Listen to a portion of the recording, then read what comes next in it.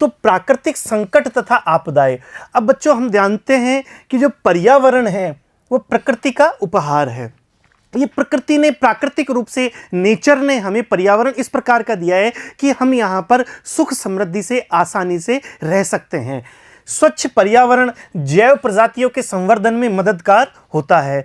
पर्यावरण में किसी भी अव्यवस्था एवं व्यतिक्रम का मनुष्य सहित सभी जीवधारियों पर प्रतिकूल प्रभाव देखने को मिलता है। यदि पर्यावरण में किसी भी प्रकार की कोई समस्या पैदा हो जाती है तो न केवल मनुष्य पर बल्कि दूसरे प्रकार के जैव अजैव तंत्रों पर भी समस्या पैदा हो जाती है।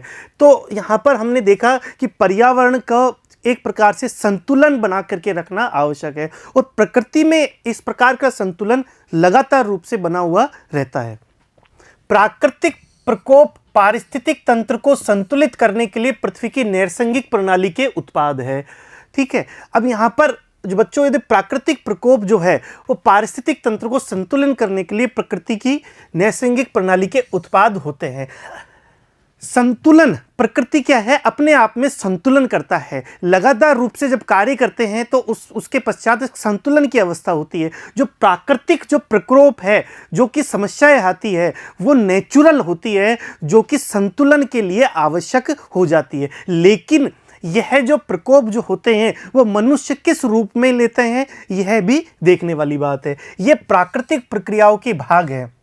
ठीक है, हमारा ध्यान इनकी ओर तभी आकृष्ट होता है जब ये इनकी आवृत्ति और तीव्रता में वृद्धि से तबाही होने लगती है। यदि मानव की अपार जनधन की यदि हानि हो जाए तब हमारा ध्यान इनकी ओर जाता है, लेकिन यह प्रकृति का एक हिस्से के रूप में व्याप्त है। ठीक है बच्चों, भूकंप, सुनामी, बाढ़, चक्रवात, सूखा, भूस्खलन आदि ऐसे ही प्राकृतिक प्रकोप माने जाते हैं। ठीक है, तो यहाँ पर हमें देखना है कि जब इनकी शुरुआत हो रही है तभी हमें इसके बारे में प्रयास करते रहना चाहिए और तब का इंतजार नहीं करना चाहिए जब ये व्यापक जनधन हानि पहुंचाए। तो हमें लगातार, मानव चूंकि इस पृथ्वी का सबसे समझदार प्राणी है, ठीक है, उसके दायित्व बनता है, उसकी जिम्मेदारी बनती है बच्चों कि वो इस पर कार्य करे और प्राकृतिक रूप से ये जो संतुलन की अवस्था है इसमें अपनी मदद, योगदान दे, लेकिन असंतुलन की अवस्था को ना धारण करते हुए।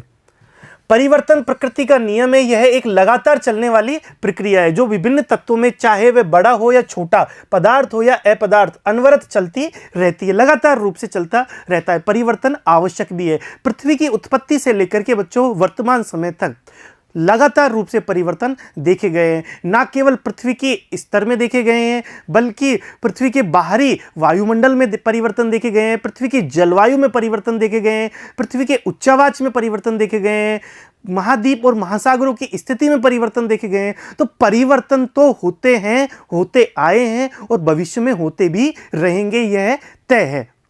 ठीक है, तथा हमारे प्राकृतिक तथा सामाजिक सांस्कृतिक पर्यावरण को प्रभावित यह करते हैं जो परिवर्तन होते हैं। यह प्रक्रिया हर जगह व्याप्त है परंतु इसके परिमाण, सघनता और पैमाने में अंतर होता है। हर जगह इस प्रकार का परिवर्तन देखने को मिलता है, लेकिन कहाँ पर कितना और कैसा हो रहा है ये देखने वाली बात है बच्चों।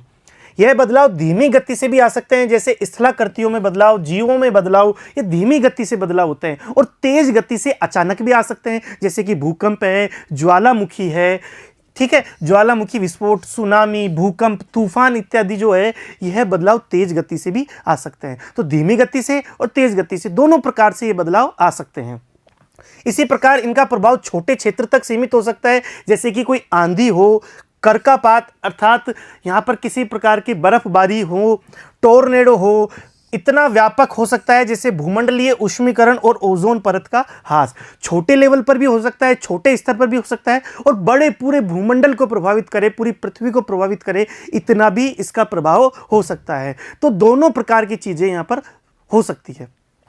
इसके अतिरिक्त परिवर्तन का विभिन्न लोगों के लिए भिन्न भिन्न अर्थ होता है।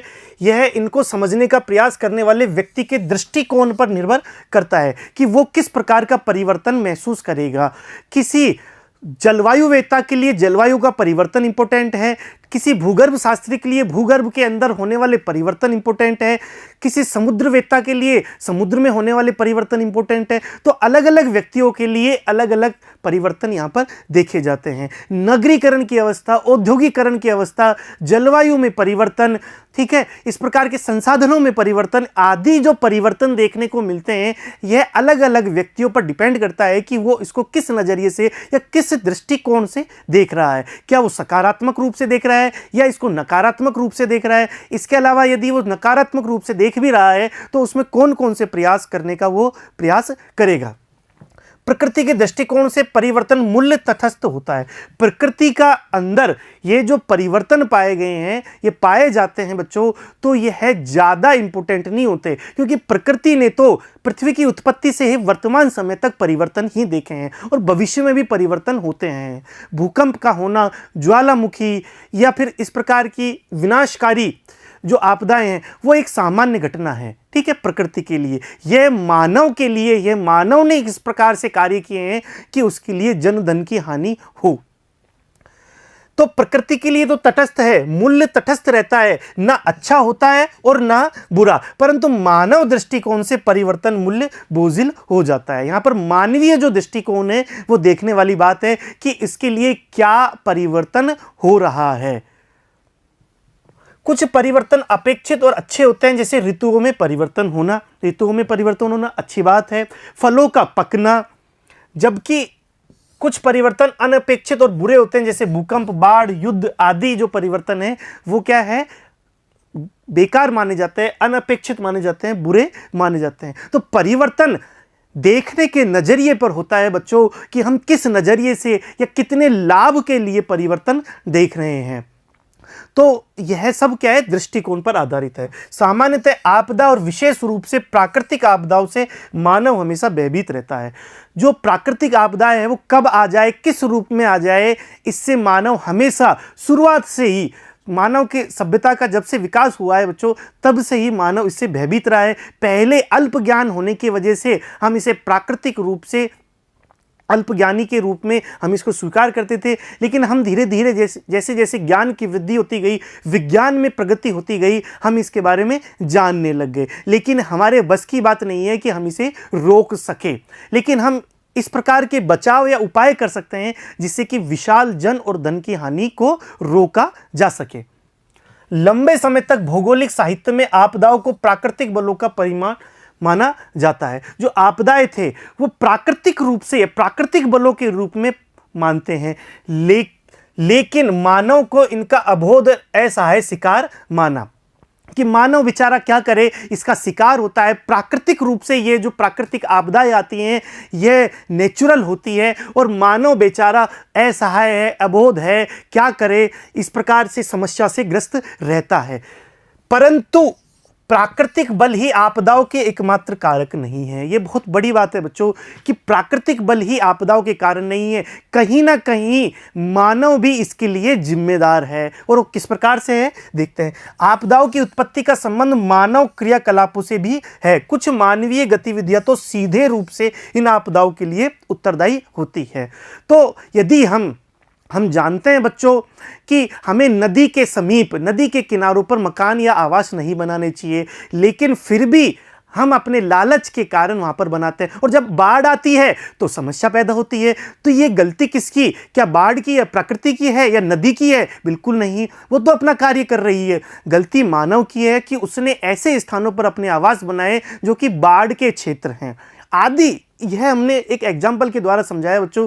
उसी प्रकार से दूसरे जो प्रकृति के आपदाएं जो होती है, प्राकृतिक जो आपदाएं होती है, उसमें जनधन की जो विशाल हानि होती है, यहाँ पर इस प्रकार से मानवीय जो क्रियाकलाप है वो भी जिम्मेदार होते हैं। अब आपदा क्या है बच्चों, इसके बारे में देख लेते हैं। एक परिभाषा दी हुई है हमारी पुस्तक में कि आपदा कहते किसे हैं।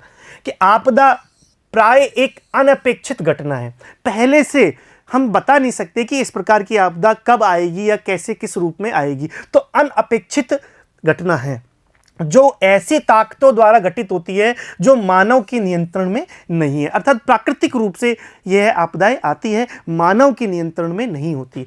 यह थोड़े समय में और बिना चेतावनी की घटित होती है।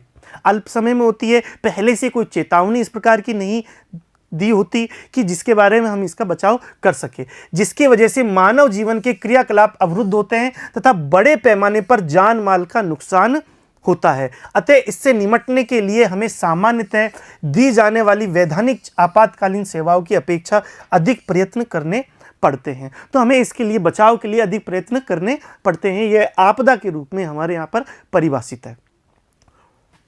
भोपाल गैस त्रासदी। अब भोपाल गैस त्रासदी किसके लिए कौन जिम्मेदार था? इसके लिए बच्चों मानव खुद जिम्मेदार था कि उसने इस प्रकार की गैस त्रासदी को आमंत्रित किया। चेरनोबिल नाभिकीय आपदा, जो नाभिकीय आपदा हुई थी रूस के अंदर, वो कौन जिम्मेदार था? तात्कालीन जो यूएसएसआर था उसमें जब चेरनोबिल नाभिकीय आपदा हुई थी बच्चों, वहां पर कौन जिम्मेदार था? मानव जिम्मेदार था। युद्ध में कौन जिम्मेदार होते हैं? मानव जिम्मेदार होते हैं। अपनी लालसाओं के कारण, अपने लालच के कारण युद्ध होते हैं। सीएफसी क्लोरोफ्लोरो की जो कार्बन की जो घटनाएं होती है, क्लोरोफ्लोरोकार्बन की अतिशय मात्रा में वायुमंडल में इसका निस्तारण कर देना, वायुमंडल में इसको रिलीज कर देना, इसके कारण समस्या पैदा होना, हरित गृह गैसों का प्रभाव होना, ये सब क्या है? ये मानवीय कारक है बच्चों। गैसें वायुमंडल में छोड़ना तथा ग्रीन हाउस गैसें ध्वनि प्रदूषण, वायु प्रदूषण, जल प्रदूषण तथा मिट्टी मृदा प्रदूषण संबंधी पर्यावरण प्रदूषण आदि आपदाएं इसके उदाहरण है। ये किसके कारण है? मानवीय क्रियाकलापों के उदाहरण यहां पर देखे जाते हैं और यह बहुत बड़ी विनाशकारी घटनाएं होती है। कुछ मानवीय गतिविधियां परोक्ष रूप से भी आपदाओं को बढ़ावा देती है। वनों को काटने की वजह से भूस्खलन देखा जाता है। बाढ़, भंगुर जमीन पर निर्माण कार्य और अवैज्ञानिक भूमि उपयोग कुछ उदाहरण है जिनकी वजह से आपदा परोक्ष रूप से प्रभावित होती है। अब बच्चों यदि हम भूस्खलन की घटना देखें, बाढ़ की घटना देखें, भंगुर जमीन पर, ऐसी जमीन जहां जो वहां पर क्या होगा? निर्माण कार्य होगा, जो भंगुर जमीन है, तो क्या होगी? बाढ़ की घटना होगी, मकान गिर सकते हैं, किसी प्रकार की आपातकालीन स्थिति आ सकती है, भूस्खलन आ सकता है, बाढ़ हो सकती है। यदि हमने वनों उन्मूलन किया, वन उन्मूलन के कारण समस्या पैदा हो सकती है। तो यह किसकी वजह से है? मानवीय क्रियाकलापों की वजह से है। यह सर्वमान्य है कि पिछले कुछ सालों से मानवकृत आपदाओं की संख्या और परिणाम दोनों में ही वृद्धि हुई है। मानवकृत जो आपदाएं हैं उनकी संख्या में और परिमाण में, दोनों में ही इनमें वृद्धि पाई जाती है और कई स्तर पर ऐसी घटनाओं से बचने के लिए भरसक प्रयत्न किए जा रहे हैं। अब मानव के लालच के कारण औद्योगिकरण, नगरीकरण, संसाधनों पर दबाव, वनों का उन्मूलन होना, यह सब क्या है बच्चों? यह मानव के द्वारा ऐसे किए गए क्रियाकलाप हैं जिससे कि प्राकृतिक आपदाओं को बुलावा दिया जाता है। और यह मानवीय जो लालच है, यह जो मानव का जो लालच है बच्चों, यह इन चीज़ों को बुलावा देता है और बाद में पछताता कौन है? समस्या किसको होती है? स्वयं मानव को। ठीक है। यद्यपि इस संदर्भ में अब तक सफलता नाम मात्र के हाथ लगी है, परंतु इन मानवकृत आपदाओं में कुछ का निवारण संभव भी हो सकता है। लगातार रूप से विश्व समुदाय इस पर कार्य कर रहा है। इस पर जो विद्वान हैं, जो चिंतन का कार्य कर रहे हैं, शोध का कार्य कर रहे हैं कि इन्हें किस प्रकार से हम कम कर सके। इसके विपरीत प्राकृतिक आपदाओं पर रोक लगाने की संभावना बहुत कम है, क्योंकि प्राकृतिक आपदाओं को कंट्रोल करना मानव के वश की बात नहीं है। लेकिन हम इससे होने वाली जो जन धन हानि है उसको कम कर सकते हैं। आपदाओं को कम नहीं कर सकते, लेकिन होने वाली जन धन हानि को कम कर सकते हैं। इसलिए सबसे अच्छा तरीका है इसके असर को कम करना और इनका प्रबंध करना, कि इनका हम किस प्रकार से प्रबंधन कर सके इन आपदाओं का, कि जिससे कि हानि न्यूनतम हो। इस दिशा में विभिन्न स्तरों पर कई प्रकार के ठोस कदम उठाए गए हैं, जिनमें भारतीय राष्ट्रीय आपदा प्रबंधन संस्थान की स्थापना, यदि हम भारत की बात करें तो भारत में इस प्रकार के कदम उठाए गए हैं, जैसे कि भारतीय राष्ट्रीय आपदा प्रबंधन संस्थान की स्थापना 1993 में रियो द जेनेरियो ब्राज़ील में भू शिखर सम्मेलन, जो कि 1992-93 में हुआ था। ठीक है। यहाँ पर जो अर्थ समिट हुई थी रियो द जेनेरियो में बच्चों, तो वहाँ पर विश्व समुदाय इकट्ठा हुआ और मई 1994 में योकोहामा जापान में आपदा प्रबंधन पर विश्व संगोष्ठी आदि विभिन्न स्तरों पर इस दिशा में उठाए जाने वाले कदम हुए। तो यदि हम बात करें न केवल भारतीय स्तर पर लेकिन विश्व स्तर पर भी इस पर अथक प्रयास हुए हैं कि हम इन आपदाओं को कम किस प्रकार से कर सके। तो भारत में यदि हम बात करें तो राष्ट्रीय आपदा प्रबंधन संस्थान की स्थापना हुई और इस प्रकार के जो कार्य है एक बल का कार्य किया जो ना केवल राष्ट्रीय स्तर पर लेकिन विभिन्न राज्यों के अपने स्तर पर भी यहां पर कार्य कर रहे हैं और इस प्रकार की आपदा होने पर उनको अलर्ट कर दिया जाता है, उनको चेतावनी जारी कर दी जाती है और युद्ध स्तर पर वो कार्य करने लग जाते हैं, बचाव के कार्य वहां पर करने लग जाते हैं। 93 में जो बच्चों ब्राजील के अंदर रियो द जेनेरियो के अंदर अर्थ समिट हुआ था जिसे रियो के नाम से हम जानते हैं, उसके बाद Rio+10, Rio+20 अर्थात 2002, 2012 आदि में भी वहां पर सम्मेलन हुए और विश्व समुदाय इस पर कार्य लगातार रूप से कर रहा है, चिंतन मनन कर रहा है कि हमें और किस प्रकार से यहाँ पर जो आपदाओं को कम करने का जो कार्य है वो कर सके। और इसी के साथ में एक और बड़ा प्रयास किया गया बच्चों कि मई 1994 में जापान के अंदर जो याकोहामा नाम का जो स्थान है वहाँ पर इस प्रकार की आपदा प्रबंध पर विश्व संगोष्ठी का आयोजन किया गया और इसके बारे में हम इसी चैप्टर में पढ़ेंगे। ठीक है, प्राय ये देखा गया है कि विद्वान आपदा और प्राकृतिक संकट शब्दों का इस्तेमाल एक दूसरे की जगह पर कर लेते हैं। यहां पर दोनों में अंतर है बच्चों कि एक तो आपदा, एक प्राकृतिक संकट।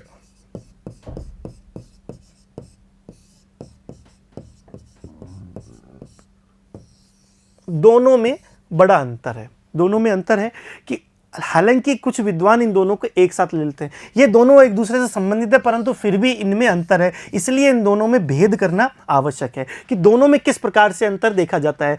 प्राकृतिक संकट की यदि हम बात करें, प्राकृतिक संकट की, तो प्राकृतिक पर्यावरण में हालात के वे तत्व हैं जिनसे जन धन या दोनों को नुकसान पहुंचने की संभावना होती है। तो प्राकृतिक संकट में क्या होता है, प्राकृतिक पर्यावरण के अंदर, पर्यावरण में ही ऐसे हालात, ऐसे तत्व विद्यमान होते हैं जिनसे जन धन या दोनों को नुकसान पहुंचने की संभावना होती है, जबकि यह बहुत तीव्र हो सकते हैं या पर्यावरण विशेष के स्थायी पक्ष भी हो सकते हैं, जैसे कि महासागरीय धाराएं, हिमालय में तीव्र ढाल तथा अस्थिर संरचनात्मक आकृतियां अथवा रेगिस्तान तथा हिमाच्छादित क्षेत्र में विषम जलवायु दशाएं, जो कि क्या है, प्राकृतिक संकट के रूप में हमें प्राप्त होते हैं।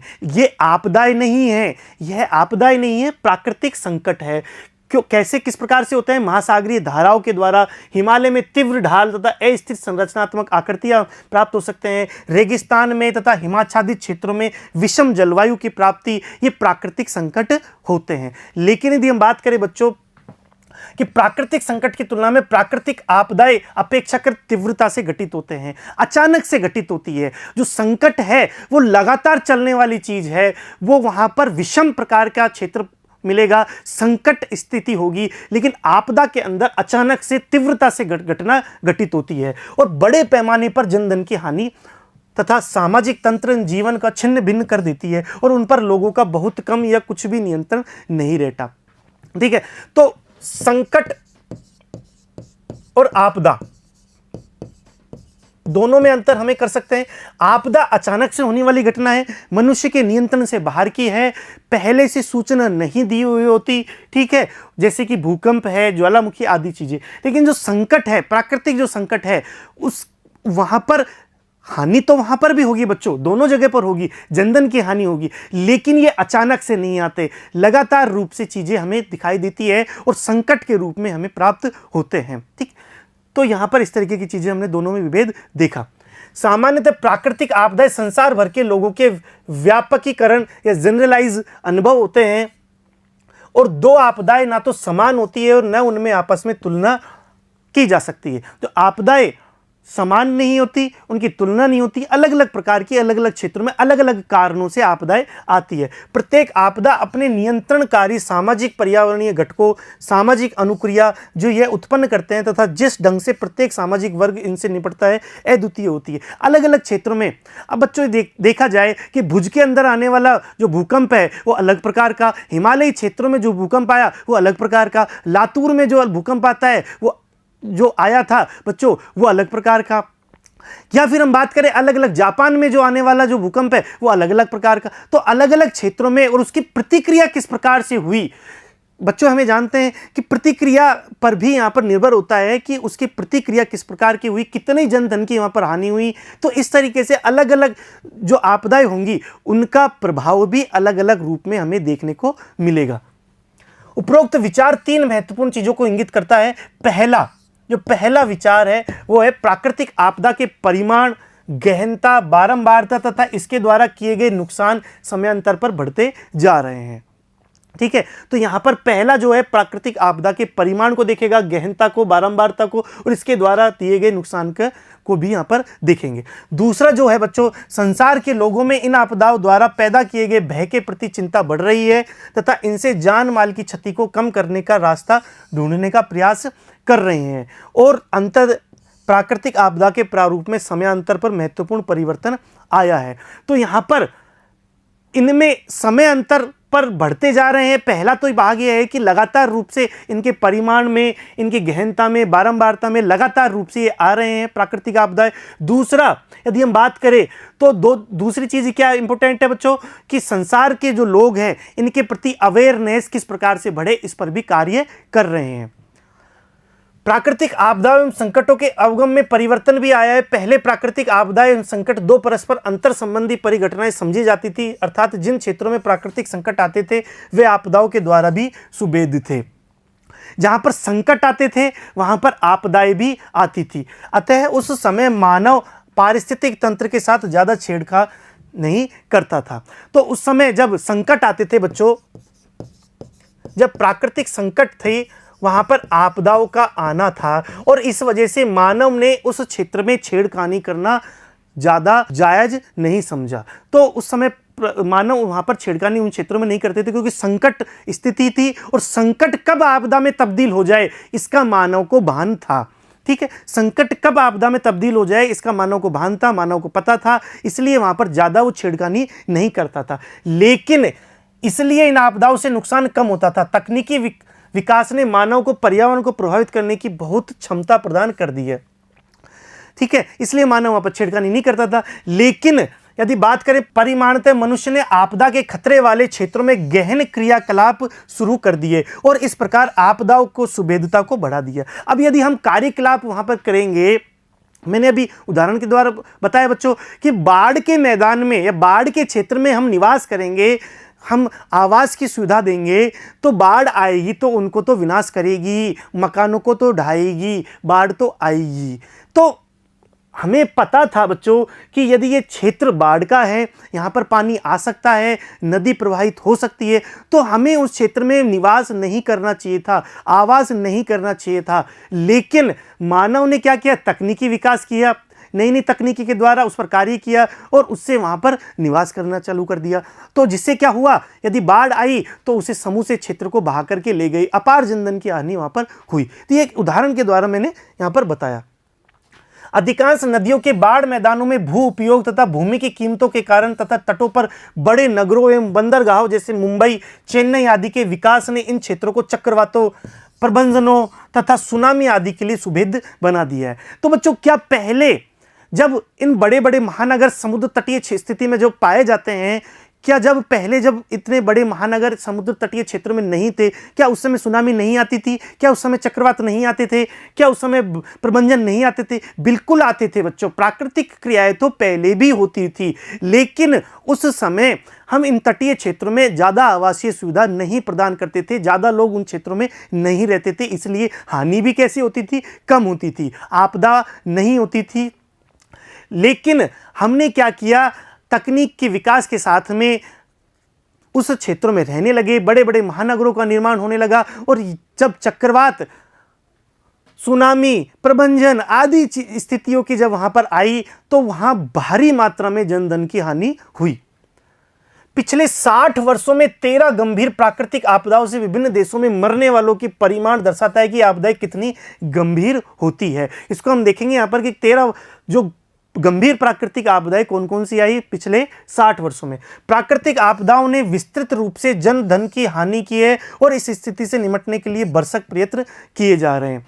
अब यहाँ पर हम इस टेबल से देख सकते हैं कि 1948 से अब तक की प्रमुख 13 प्राकृतिक आपदाएं कौन कौन सी है।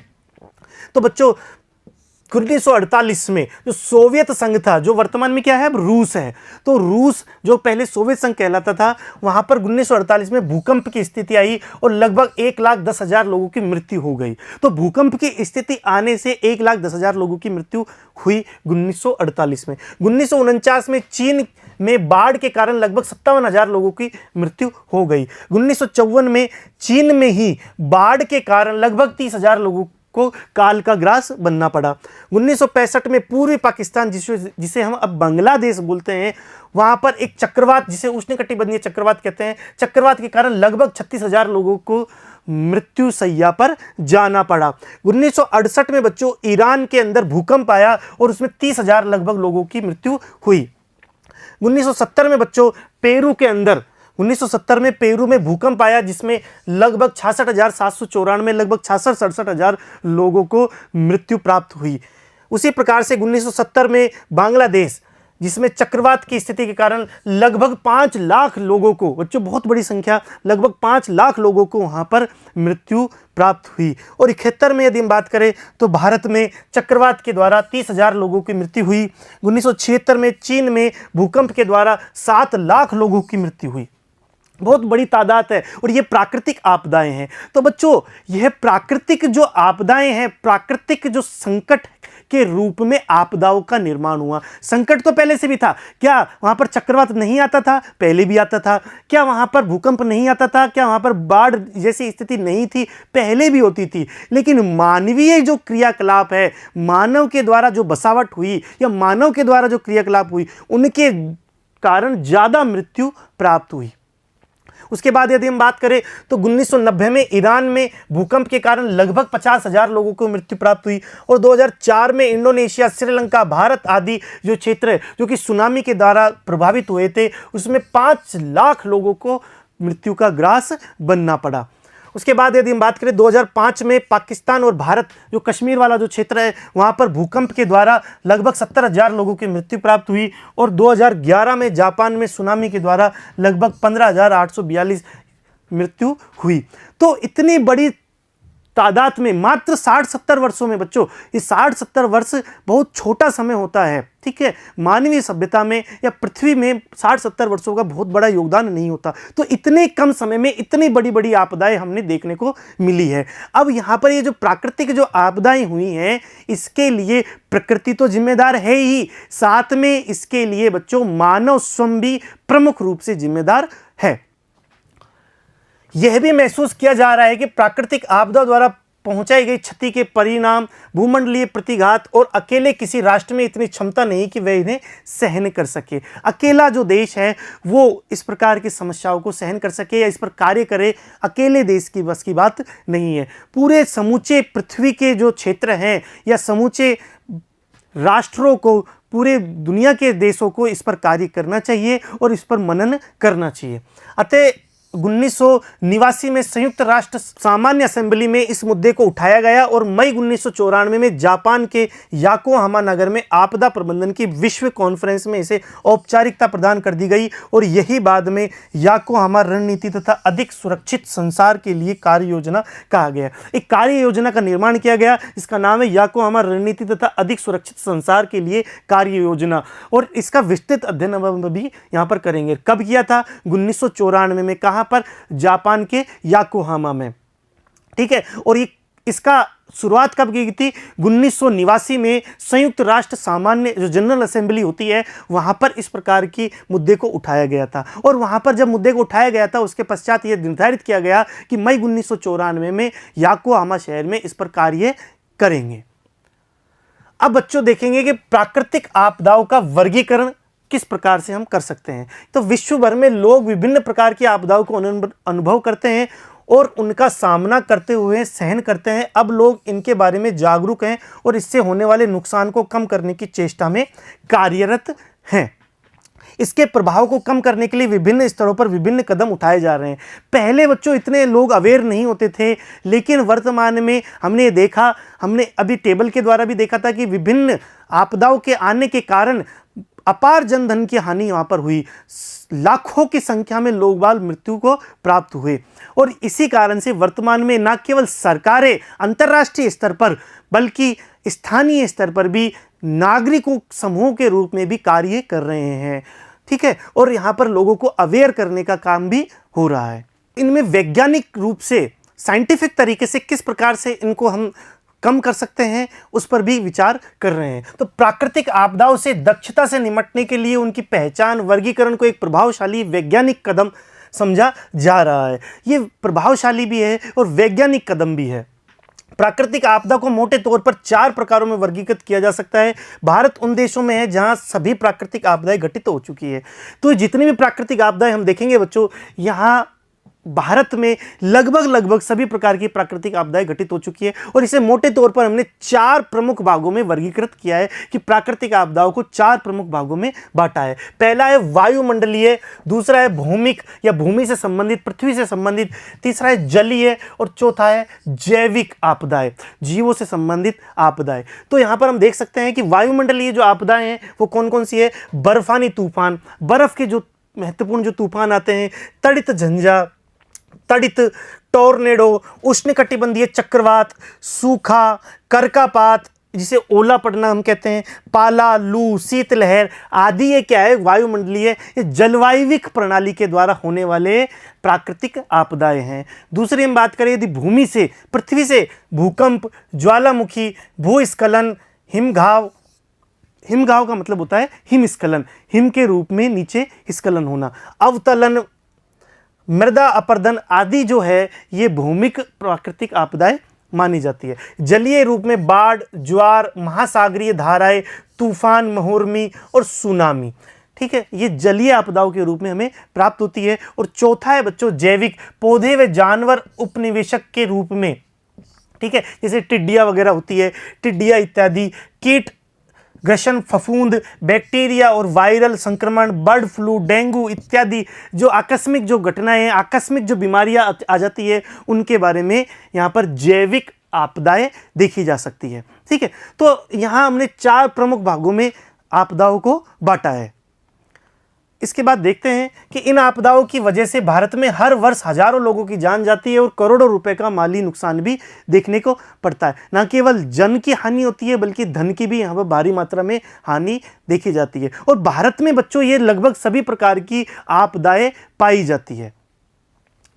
अब है प्राकृतिक आपदा न्यूनीकरण का अंतर्राष्ट्रीय दशक याकोहामा रणनीति तथा सुरक्षित संसार के लिए कार्य योजना, जो हमने अभी पढ़ा था कि मई 1994 में जिस पर याकोहामा जापान में कार्य किया गया था, उसका विस्तृत किस प्रकार से कार्य योजना की गई थी उसके बारे में हम यहाँ पर देखेंगे कि संयुक्त राष्ट्र के सभी सदस्य देश तथा अन्य देशों की एक बैठक प्राकृतिक आपदा न्यूनीकरण, जिसका नाम क्या था, प्राकृतिक आपदा न्यूनीकरण विश्व कॉन्फ्रेंस 23 से 27 मई 1994 को याकोहामा नगर में हुई थी, जो कहां पर है, जापान देश में है। जापान देश में याकोहामा नगर है, उसमें 23 मई से 27 मई 1994 में आयोजित की गई थी, जिसका क्या नाम था, प्राकृतिक आपदा न्यूनीकरण। इस पे कौन कौन से कार्य किए गए थे उसके बारे में देखते हैं। इस बैठक में स्वीकार किया गया कि पिछले कुछ वर्षों में प्राकृतिक आपदाओं के कारण मानव जीवन तथा आर्थिक क्षति अधिक हुई है। तो वहां पर यह सभी जो देशों की जो मीटिंग हुई, उन्होंने इस बात को एक्सेप्ट किया, स्वीकार किया कि इस प्रकार की समस्या हमारे यहाँ पर है तथा समाज सामान्यतः प्राकृतिक आपदाओं के लिए सुभेद्य हो गया है। और जो प्राकृतिक आपदाएं हैं वो लगातार रूप से हमें परेशान कर रही है। यह भी स्वीकार किया गया कि यह आपदाएं विशेषतः विकासशील देशों के गरीबों एवं साधनहीन समुदायों को अधिक प्रभावित करती है, क्योंकि ये देश इनका मुकाबला करने के लिए तैयार नहीं होते। जो विकसित देश है, जो बच्चों विकसित देश है, वहां पर संसाधनों की अधिकता होने के कारण वो इन प्राकृतिक आपदाओं को से समस्याग्रस्त नहीं होते या कम समस्याग्रस्त होते हैं। लेकिन जो विकासशील देश है, जो गरीब देश है, जो पिछड़े देश है, वहां पर बहुत ज़्यादा समस्या पैदा हो जाती है जब ये प्राकृतिक आपदाएं होती है। वहां पर विभिन्न प्रकार के संसाधनों की कमी देखी जाती है। इसलिए इस बैठक में एक दशक तथा उसके बाद भी इन आपदाओं से होने वाली क्षति को कम करने की रणनीति याकोहामा रणनीति के नाम से अपनाई गई। विश्व बैठक में प्राकृतिक आपदा न्यूनीकरण के लिए पारित प्रस्ताव निम्नलिखित है। और वहां पर जो बैठक हुई उसमें प्रमुख जो प्रस्ताव पारित हुए थे उनकी स्थिति हम देख लेते हैं कौन कौन से हुए थे। पहला है, यह दर्ज होगा कि हर देश की प्रमुख जिम्मेदारी है कि वे प्राकृतिक आपदा से अपने नागरिकों की रक्षा करें। यह देशों की जिम्मेदारी है कि अपने नागरिकों की रक्षा करें प्राकृतिक आपदाओं से। तो पहला कार्य यह हुआ। दूसरा है, यह विकासशील देशों, विशेष रूप से सबसे कम विकसित एवं चारों ओर से भूआबद्ध जो देश हैं तथा छोटे द्वीपीय विकासशील देशों पर आग्रता पूर्वक ध्यान देगा। तो जो छोटे देश हैं, गरीब देश है, भूआबद्ध जो देश हैं, जिनका बाहरी देशों से समुद्री संपर्क नहीं है, उन पर कार्य करेंगे। जहां भी ठीक समझा जाएगा वहां आपदा से बचाव, निवारण, तैयारी के लिए राष्ट्रीय स्तर पर कानून बनाकर क्षमता एवं सामर्थ्य का विकास करेगा तथा इस कार्य में स्वैच्छिक संगठनों तथा स्थानीय समुदायों को संगठित करना चाहिए। तो यहाँ पर राष्ट्रीय स्तर पर कोई संगठन का निर्माण होगा, कोई संस्थान का निर्माण होगा और भारत में इस प्रकार का कार्य भी हुआ है। इसके अलावा यदि हम बात करें तो वहाँ पर राष्ट्रीय स्तर पर कानून बनाया जाएगा, संस्थान का निर्माण होगा, क्षमता और सामर्थ्य बढ़ाया जाएगा कि किस प्रकार से प्राकृतिक आपदा होने पर इनका कम किया जा सके, इनके प्रभाव को कम किया जा सके। और जो एनजीओ हैं, स्वैच्छिक संगठन हैं या फिर स्थानीय समुदायों की भागीदारी भी सुनिश्चित करनी पड़ेगी। उन्हें ट्रेनिंग देनी पड़ेगी कि हम यदि इस प्रकार की आपदाएं आ जाएं तो उन्हें किस प्रकार से बचाव हमें करना है। यह उप क्षेत्रीय, क्षेत्रीय तथा अंतर्राष्ट्रीय सहयोग द्वारा उन कार्यों को बढ़ावा तथा मजबूती देगा जिससे प्राकृतिक तथा दूसरी आपदाओं को रोका अथवा कम किया जा सके या उसका निवारण किया जा सके। इस प्रक्रिया में निम्नलिखित विशेष बल दिया जाएगा। तो उप क्षेत्रीय, क्षेत्रीय, ठीक है, या अंतर्राष्ट्रीय सहयोग भी कार्य करेंगे। क्षेत्रीय, उप क्षेत्रीय का मतलब है कि एक ही क्षेत्र के विभिन्न देशों का वहाँ पर सहयोग किया जाना चाहिए। जैसे कि हमने देखा बच्चों कि भारत और पाकिस्तान में भूकंप आया तो कश्मीर क्षेत्र में, तो दोनों देशों के सामूहिक प्रयास से वहाँ पर उसको कम किया जा सकता है, उसके प्रभाव को, और दोनों देशों ने साथ में इसमें प्रयास भी किया था। बांग्लादेश में, भारत में चक्रवात आए या फिर सुनामी जैसी स्थिति इंडोनेशिया, भारत, बांग्लादेश, श्रीलंका आदि में सुनामी जैसी आई तो सभी देशों के साथ में मिलकर के एक क्षेत्रीय रूप में कार्य किया जा सकता है। वहाँ पर इस प्रकार की कार्य योजना तैयार की जा सकती है कि यदि भविष्य में इस प्रकार की सुनामी आए तो सभी क्षेत्रीय देशों को या सभी क्षेत्रीय स्तर पर लोग हैं या देश हैं उनको चेतावनी दी जा सके। तो यह भी यहाँ पर कार्य किया जाए। तो पहला है मानव तथा संस्थागत क्षमता निर्माण तथा सशक्तिकरण। मानव और की संस्थागत क्षमता निर्माण करना है और उनका सशक्तिकरण करना है। तकनीकों में भागीदारी, सूचना का एकत्रण, प्रकीर्णन और उपयोग करना है। टेक्नोलॉजी का जो स्थानांतरण होगा, क्योंकि टेक्नोलॉजी बच्चों विकासशील देशों और गरीब देशों में नहीं है, ये विकसित देशों में। विकसित देश तकनीक के द्वारा विकासशील देशों को या अविकसित देशों को बताएंगे कि किस प्रकार से तकनीक के द्वारा हम इसकी पूर्व सूचना प्राप्त कर सकते हैं। और सूचना का एकत्रण होगा, प्रकीर्णन होगा और उसका उपयोग किस प्रकार से किया जा सकता है। संसाधनों का संग्रह करना जिससे कि जरूरत पड़ने पर, आवश्यकता पड़ने पर हम उसके आपदा के समय कार्य कर सके। और इस तरीके से 2000 के जो दशक है बच्चों, सन 2000 का जो दशक था उसको आपदा न्यूनीकरण का अंतर्राष्ट्रीय दशक भी घोषित किया गया। ये बहुत बड़ी बात थी कि उस समय आपदा न्यूनीकरण के लिए इतना वृहद स्तर पर, विश्व स्तर पर कार्य किया गया, याकोहामा जापान में मई 1994 के अंतर्गत। ठीक है बच्चों, तो इस तरीके से आज की क्लास में हमने इस प्रकार की चीज़ें देखी कि आखिर में प्राकृतिक संकट, आपदाएं ये क्या चीज़ है, इनमें किस प्रकार से विभिन्न विभाजन किस तरीके से कर सकते हैं, कौन कौन सी आपदाएं अब तक आई हुई जिससे कि भारी मात्रा में जनधन की हानि हुई। इसके अलावा हमने यहाँ पर जो विभिन्न कार्य किए गए अंतर्राष्ट्रीय जगत के द्वारा उसको भी देखा। अगली क्लास में हम प्रमुख जो आपदाएं हैं उनके बारे में अध्ययन करेंगे। धन्यवाद बच्चों।